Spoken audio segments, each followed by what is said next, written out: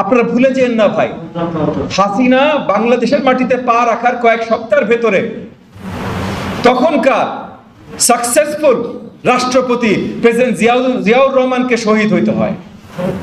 হাসিনার বাংলাদেশে পা মারতে বাংলাদেশের মাটিতে পা রাখার সাথে সাথে আমরা রাষ্ট্রপতি জিয়াউর রহমানকে হারাই। কোনো কানেকশন নাই। বিএনপি কেন এত ক্ষমাশীল যে হাসিনা বাংলাদেশের মাটিতে আসে আর প্রেসিডেন্ট জিয়াউর রহমানকে শহীদ হইতে হয়, এইটা নিয়ে কেউ কোনো কথা বলে না? এই প্রশ্নটা আসলে বিএনপির কাছে আমি ছেড়ে দিচ্ছি। কোন মানবতার ফেরিওয়ালা, mother of humanity, mother of democracy, জননেত্রী, দেশ নেত্রী কোনো কিছু না শেখ হাসিনা ভাই। একটা সাইকোপ্যাথিক কিলার, শেখ হাসিনা। কিছু বই ছিল বাংলাদেশে ব্যান করা, নিষিদ্ধ, কেনা যেত না, পড়া যেত না, কোথাও পাওয়া যেত না। 5ই আগস্টের পর এরকম কিছু বই এখন বেস্ট সেলার হয়ে গেছে, প্রত্যেকটা ঘরে ঘরে পাওয়া যায়। অনেক টেলিভিশন চ্যানেল আছে গিফটে দেয় এই বইগুলো। আগে ওই টেলিভিশন চ্যানেলগুলো বা ওই খবরের মাধ্যমগুলো এগুলো নিয়ে কথা বলতে পারতো না। তার মধ্যে একটা অত্যন্ত পরিচিত বই মতিউর রহমান রেন্টু সাহেবের, নাকি মতিউর রহমান রেন্টু সাহেবের আমার ফাঁসি চাই।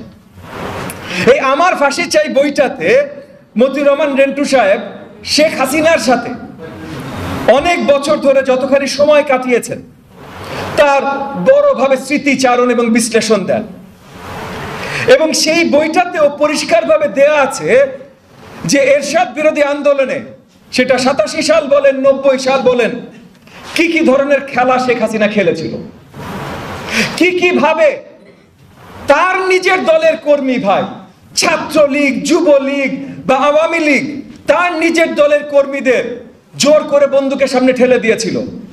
অনেক সময় গুলি করাটাও তার লোকজনকে দিয়েই করিয়েছিল। এগুলো পরিষ্কার তার বইতে আছে। গত সরকারের আমলে বা তার আগে এই বইটা পড়ার সৌভাগ্য আমার হয়। এই বইটা পড়ে আমি প্রথমে কিছুই বিশ্বাস করি নাই। আমি মনে করেছি ভাই দল থেকে বের করে দিয়েছে, তাহলে নিশ্চয়ই বের যেহেতু করে দিয়েছে সে একটু মিথ্যাচার তো করবেই, মন খারাপ, একটু রাগ না, তাহলে একটু মিথ্যাচার তো করবেই। কিন্তু এখন যখন এই যে ইন্টারনেটে তার কল ফাঁস হয়, আমরা কথা শুনি শেখ হাসিনা কিভাবে কথা বলে, নেতা কর্মীদের সাথে কিভাবে ইনস্ট্রাকশন দেয়, কিভাবে আদেশ দেয়, তখন পরিষ্কার বোঝা যায় যে রেন্টু সাহেব তার বইতে যে লেখাগুলো লিখেছিলেন ওইটাই শেখ হাসিনা। কোন মানবতার ফেরিওয়ালা, mother of humanity, mother of democracy, জননেত্রী, দেশ নেত্রী কোনো কিছু না শেখ হাসিনা ভাই। একটা সাইকোপ্যাথিক কিলার।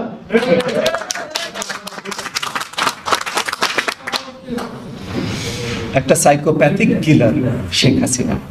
শেখ হাসিনা বাংলাদেশের মাটিতে 81 সালে যখন ফিরে আসে, যেটার আবার আমরা কি এতদিন আওয়ামী লীগ করতো স্বদেশ প্রত্যাবর্তন দিবস, এই দিবস ওই দিবস, হাসিনা কবে প্রথম শাড়ি পরেছে দিবস, কবে বাথরুম গেছে দিবস।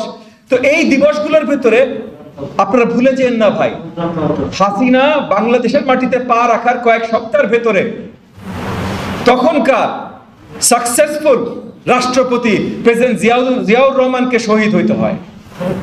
হাসিনার বাংলাদেশে পা মারতে বাংলাদেশের মাটিতে পা রাখার সাথে সাথে আমরা রাষ্ট্রপতি জিয়াউর রহমানকে হারাই। কোনো কানেকশন নাই ভাই। আওয়ামী লীগ তো কোনো কানেকশনও খুঁজে না। কিশোরগঞ্জে বাসপুরে, ঢাকা শহরে মির্জা ফখরুলের নামে মামলা হয়, রংপুরে, ট্রাকপুরে, ঢাকা শহরে আমাদের নামে মামলা হয়। তাইলে বিএনপি কেন এত ক্ষমাশীল যে হাসিনা বাংলাদেশের মাটিতে আসে আর প্রেসিডেন্ট জিয়াউর রহমানকে শহীদ হইতে হয়, এইটা নিয়ে কেউ কোনো কথা বলে না? এই প্রশ্নটা আসলে বিএনপির কাছে আমি ছেড়ে দিচ্ছি।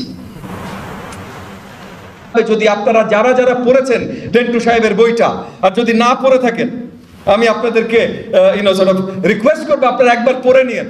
কারণ কোন বইয়ের যদি বেস্ট সেলার হওয়া একটা ডিজার্ভিং বই থাকে, তাহলে রেন্টু সাহেবের আমার ফাঁসি চেয়ে একটা ডিজার্ভিং বই ভাই। কারণ হাসিনা সম্বন্ধে সব সত্য সে এই বইয়ের ভিতর উন্মোচন করেছেন। হাসিনা কতটা সাইকোপ্যাথিক সেটা এখানে পরিষ্কার করেছেন। হাসিনা, আওয়ামী লীগ, যুবলীগ, ছাত্রলীগ এই সবগুলোকে আমাদের ঠিকই রুখে দিতে হবে।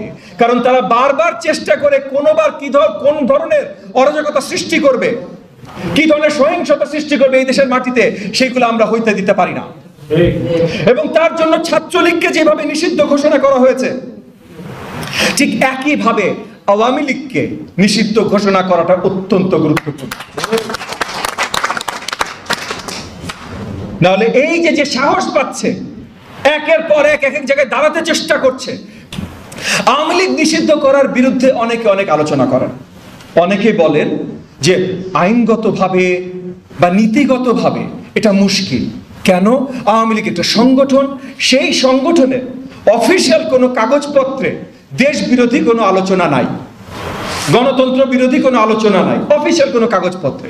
ঠিক আছে ভাই, অফিসিয়াল কাগজপত্রে নাই, কিন্তু তাদের অফিসিয়াল কার্যকলাপে তো আছে। কোন কার্যকলাপটা তাদের দেশ বিরোধী ছিল না একটু বলতে পারবেন?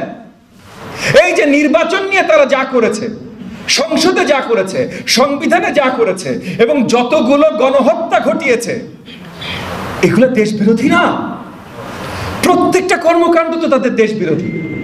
এই ধরনের দেশ বিরোধী, জনগণ বিরোধী কর্মকাণ্ডের জন্যই তো জার্মানিতে হিটলারের নাৎসি পার্টিকে নিষিদ্ধ ঘোষণা করা হয়, ইটালিতে মুসোলিনির পার্টিকে, পিএনএফ কে নিষিদ্ধ ঘোষণা করা হয়। তাইলে বাংলাদেশে কেন আওয়ামী লীগকে নিষিদ্ধ ঘোষণা করা হবে না ভাই?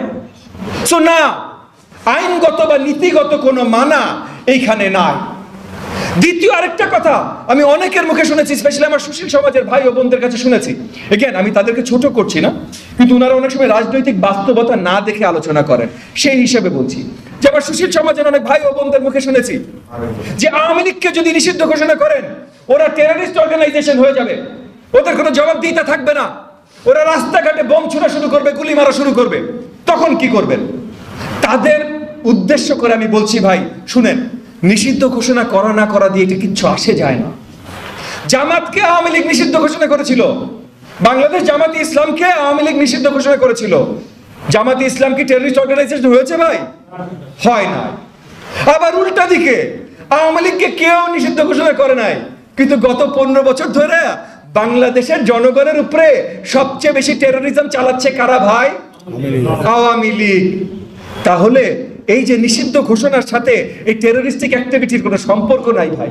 সো যে বড় দাগে দুইটা বড় বড় আপনার লজিক বা রেশনাল, যেটা আমার সুশীল সমাজের ভাই ও বোনেরা, আমাদের কিছু বন্ধু প্রতিম রাজনৈতিক দলও আছেন, তারাও এই ধরনের কথাবার্তা বলছেন।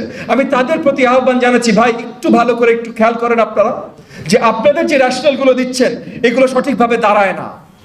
এবং বাংলাদেশের ভবিষ্যৎ সৃষ্টি করতে হলে এই যেভাবে এই গত কিছুদিন আগে অতি পরিচিত এবং অতি সম্মানিত মিডিয়ার একজন মুখ খালেদ মহিউদ্দিন সাহেব, এগেন আমি ওনাকে অত্যন্ত পছন্দ করি। উনি স্পষ্টভাষী, উনি ভালো সাংবাদিক, এবং যখনই উনি কাউকে টক শোতে ডাকেন উনি সোজা সাপটা প্রশ্ন করেন, এইভাবেই উনাকে আমরা চিনি।